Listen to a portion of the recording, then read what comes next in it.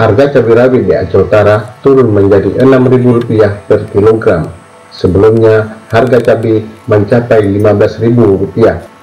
Anjloknya harga cabai ini dikeluhkan oleh petani di Kecamatan Simpang Keramat, Aceh Utara. Menurut petani, batang pohon cabai rawit akan mati bila segera tidak dipetik buah cabai yang sudah masak. Buah cabai masak ini ditandai dengan perubahan warna menjadi merah. Petani mengaku terpaksa memetik cabai tersebut guna menghindari kematian pohon cabai. Petani mengaku dapat memanen sebanyak 7 hingga 9 kg setiap harinya. Dengan demikian, penghasilan yang mereka peroleh setara dengan upah seharian buruh tani di kawasan itu.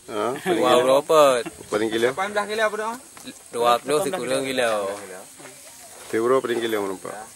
Lang kilo paling kurang. Teuro? Kurang kilo 8 kilo.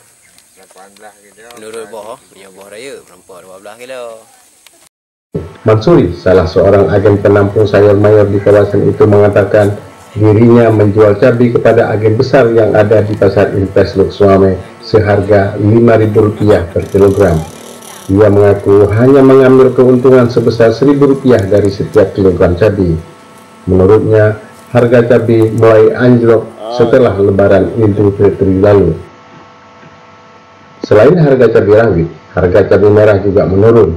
Akibatnya, para petani di Kecamatan Muara II, Lok Suame mengalami kerugian sehingga tidak mampu mengembalikan modal mereka. Kondisi ini menyebabkan para petani tidak bersedia menanam cabai hingga harga kembali membaik.